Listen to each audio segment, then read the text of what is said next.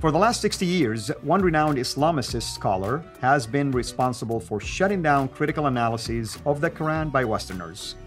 Who was he, and how did he do it?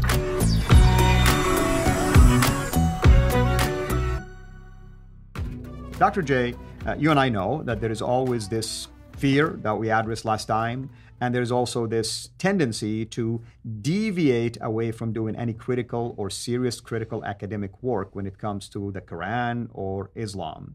Why is this, and when did it begin? Well, in the last episode, we brought this whole problem that we have here in the West. And this is in the West. We're talking about Western scholarship, which is surprising in and of itself.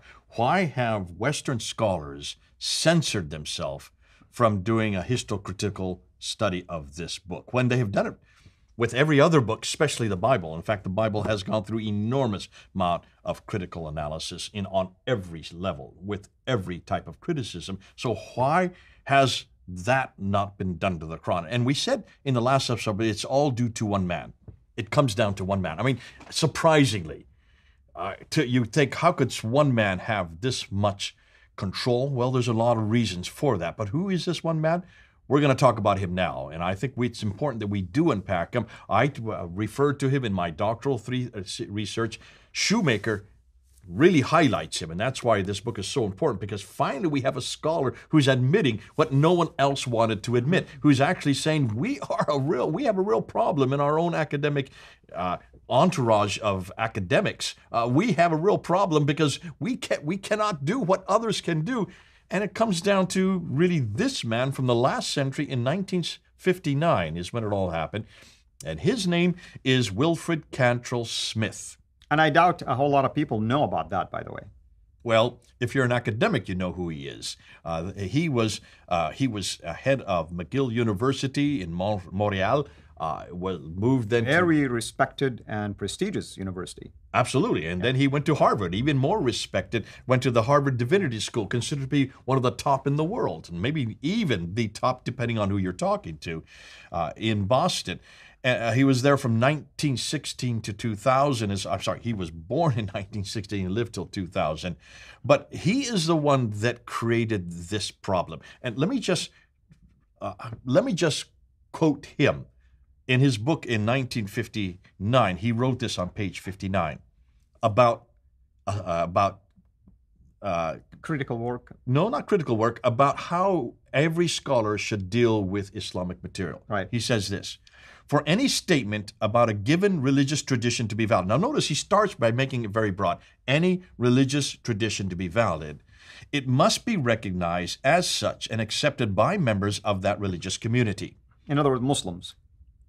Yes, interestingly, he says any religious tradition, but it's only going to be Muslims that he applies this to.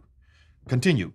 Therefore, in order to come to any valid understanding of the Qur'an, now he's not saying the Bible here. That's right. He starts off by saying any religious tradition, but now he's only referring to the Bible, the Quran.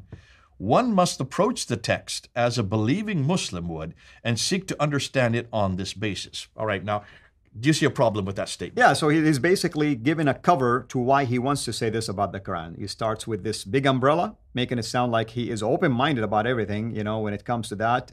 And you need to be respectful of the religious community, but now he shows you what exactly he is focused on. So it's really only one book and right. one community that we must be respectful for. Correct. Here's what's interesting. So if you study any religion, if you study the Bible, or if you study Bhagavad Gita for the Hindus, if you study the Book of Mormons for the Mormons, if you study Charles Taze Russell for the Jehovah's Witnesses, if you study any religious book, you have to let that person from that community, first of all, agree with you. It has to be agreeable to them as the believer before it can be considered to be valid, is what he's saying. That's what you think he's saying. That's right. But the application within the same quote is only one book and one community, and that is the Quran and Muslims. Let me push back. If I were to listen to him, let's say he was saying this in front of me right now, I would have asked him, can you show me two Muslims who agree in the same thing? Granted, there is a problem right there. But even the fact that he has to go run it by them. In my doctoral thesis, when I was studying Wilfred Smith, I went and showed applications where anytime he wrote an article or anytime he wrote a chapter of a book that he was on, he would show it to his Muslim friend. And he'd say, would you accept what I'm saying here? And until he got a yes from this man, he would not publish So it. he was doing community testing on his own writing. That's right. Only that which the Muslim would allow him to say, could he then publish, which means nothing critical. That's censorship right there. Right, or that, but you can see there's nothing critical. You take critical analysis out of it. Exactly. It may be historical, but it's not critical historical. So can you see, it takes any critical analysis out of it, because no Muslim, especially a Muslim, would allow you to be critical of their book, the man of their place. So can you see, this became the dictum for all study there in United States. Now, is in Harvard. He goes on and says this. Oh, this is what Shoemaker says. This is on page 4 of this book. He says, Smith was able to direct the training and influence the methodological approach of many, if not the majority, of Islamicists who held and continue to hold positions in religious studies departments in North America.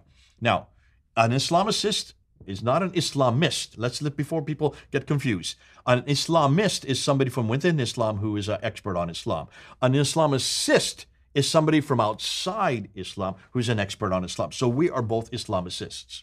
Well, you're an Islamicist. I'm an Islamist. No, no longer, because you're no longer a Muslim. I am a former Muslim, and I know that faith inside out. You've gone from an grew up Islamist at the area where it's perceived to be the origin of that. By virtue of being an apostate, you're an Islamicist now. Now, that's almost all of our chairs, not all, but many of our chairs in our institutions here in the West and in Europe are chairs of departments are held by Islamicists. There are some Islamists, and very few of them have a problem with this.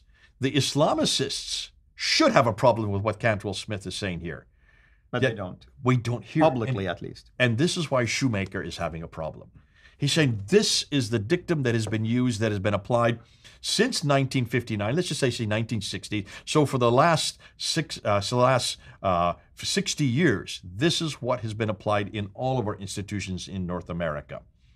Because of the fact he's from Harvard, the premier school, the Harvard Divinity School, the premier school in the United States, that dictum then permeated right through all of our institutions, all of our academias. Now, there's another one that came behind him, and his name is Mircea Eliade. I don't know if I'm pronouncing his name correctly, from the University of Chicago. He followed Smith's paradigm. Shoemaker says this of him on page 5. In sharp contrast to the radically historical orientation of the tradition established in Göttingen, which is in Germany, known as, it's in German, so forgive me my pronunciation, Religionsgeschichte in German, Eliade and Smith advocated a deliberately ahistorical approach to the study of religion that privileged, above all else, individual personal experience. What basically unpack what he's saying here is that both these two, Eliade and Smith, stipulated that any study of the Qur'an, of Muhammad, of Islam, must be based from personal experience, from those from within the tradition. They must give their go. They must give their go-ahead. They must give their okay. They must give their stamp of approval before you could publish or even write an article. So to be honest with you, Dr. Smith, I don't see this as a scholarly work when you're asking the very community that you are researching, their history in this case, to approve or disapprove even your own findings. I mean, isn't scholarship is about discovering things? Absolutely. And can you imagine if this dictum had been used on biblical studies?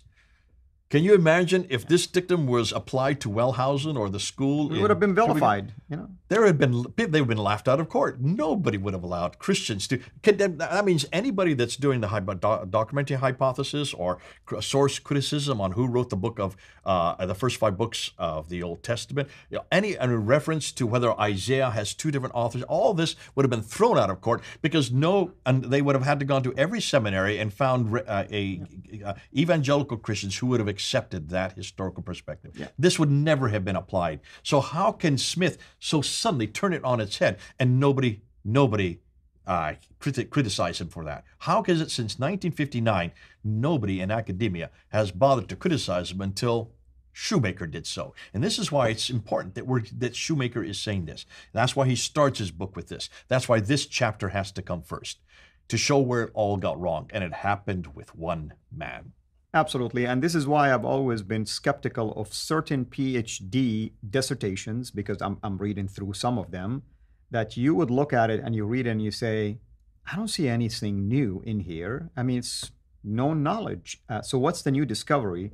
Come to discover that, of course, the person is from an Islamic background usually, and the school where they're going to is an Orientalist school, and somehow, of course, the school doesn't want to be politically correct. They don't want to look like they're critical, and they approve of dissertations like this and degrees where you really wasted years not presenting a single thing that is groundbreaking or shaken. Yeah. Unfortunately. What are we going to talk about next time? We're going to show how this permeated into the U.S. Defense Department, and then also came back and show how it was actually Western Muslim scholars here in the United States and in Europe who then ran with this. Amen. You've heard the man. Until next time, have a blessed day. Thank you for watching this video. Be sure to like and subscribe to our channel, Sira International, and click on the bell so that you receive notifications whenever we publish a new video or go live. I would also like to appeal to you to consider becoming a Patreon patron by clicking the link right below. By doing so, you can give towards the production of these videos. There are also other options for you where you can give to our channel. I thank you from the bottom of my heart.